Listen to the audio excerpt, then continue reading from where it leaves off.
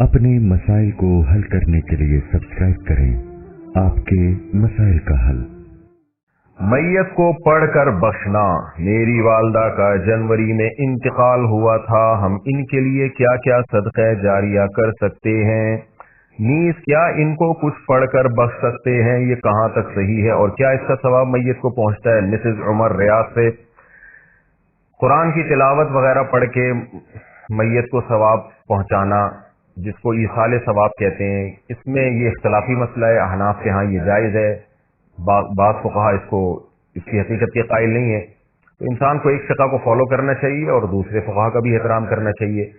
इसके दलाइल क्या है अहनाफ के, वो मैं कई बार मसाइल में रिकॉर्ड करवा चुका हूँ, मजबूत दलाइल हैं।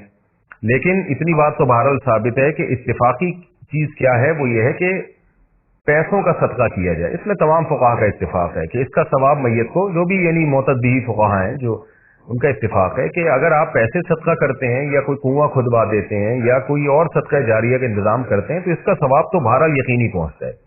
और हदीस में भी ये चीज़ मनसूस है। नबी सल्लल्लाहु अलैहि वसल्लम से एक सहाबी ने पूछा, मैं अपनी माँ की तरफ से सदका करना चाहती हूँ। अफ़ा अतसद्दक़ु अन्हा इन्न उम्मी तुवफ़ियत अन्नी, मेरी माँ का इंतकाल हो गया है, अफ़ा अतसद्दक़ु अन्हा, क्या मैं उनकी तरफ से सदका करूँ? आपने फरमाया हाँ।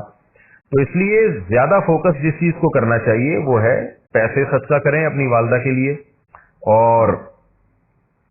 और कोई मदरसा बना दें, मस्जिद बना दें, या मस्जिद में ताउन कर दें, या मदरसे में ताउन कर दें, या यतीम खाने में ताउन कर दें। इस तरह से कोई भी सदका जारिया हो या वैसे ही कोई सदका, किसी गरीब की मदद, और दिल में नियत कर लें कि इसका सवाब मेरी वालदा को पहुंचे, तो ये इंशाल्लाह आपकी वालदा को सवाब पहुंचेगा। मैं भी दिल से दुआ करता हूँ अल्लाह ताला आपकी वालदा की मग़फ़िरत फरमाए और उनके दर्जात को बुलंद करे। कुरान बख्शने का तरीका क्या है? कुरान मजीद बख्शने का सही तरीका क्या है? कहते हैं कि पहले अलहम शरीफ पढ़ेगा, फिर हमदो सना करेगा, फिर तीनों कुल पढ़े, फिर इसके ये कहे कि इसका सवाब हमारे नबी सल्लल्लाहु अलैहि वसल्लम को और इसके बाद हजरत आदम से लेकर क़यामत तक आने वाले तमाम इंसानों को पहुंचाए, फिर आखिर में जिसके लिए कुरान पढ़ा गया इसका नाम लेकर बख्श दे। क्या ये तरीका सही आफरीन इंडिया से? देखें, कुरान बख्शने का कोई मखसूस तरीका सहाबा से साबित नहीं है। सिर्फ इतना साबित है कि नबी सल्लल्लाहु अलैहि वसल्लम ने सदका करने का हुक्म दिया एक सहाबिया को कि वो अपनी माँ के लिए सदका करें। तो इससे उलमा ने इस्तेदलाल किया कि सदका भी एक नेकी है, तो कोई भी नेकी किसी के लिए भी की जा सकती है। तो बेहतर तो यही है कि जिस चीज़ का हदीस में सराहतन जिक्र है उसी को फॉलो करें, यानी सदका तो खैरात किया करें मैयत के लिए। लेकिन कोई कुरान या कोई और नेकी पढ़ के भी अगर इसाले सवाब करना चाहते हैं तो भी ठीक है। इसका कोई ख़ास तरीका नहीं है, बस दिल में नियत कर लें कि अल्लाह इसका सवाब फलां को पहुँचे।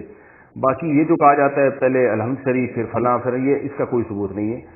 कोई भी नेकी किसी भी तरीके से की जा सकती है और दिल में ये दुआ की जा सकती है अल्लाह इसका सवाब फलां को पहुँचा दे।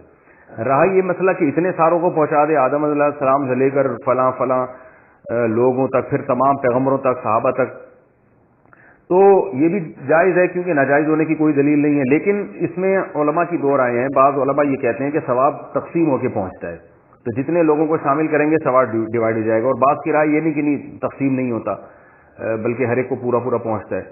तो इनमें से किसी भी मसलक पे कोई मजबूत कुरान और सुन्नत से दलील किसी के पास नहीं है। अल्लाह की रहमत से उम्मीद की जा सकती है कि अल्लाह सबको सारा ही सवाब पहुंचा दें, अल्लाह चाहे तो डिवाइड करके पहुंचा दें। तो इसलिए कोई ऐसा खास तरीका नहीं है, जिस तरह से चाहें कर लें आप। मेरा जो अपना मामूल है, मैं तो यही करता हूँ कि एक तो सदक़ात और खैरात को फोकस करता हूँ।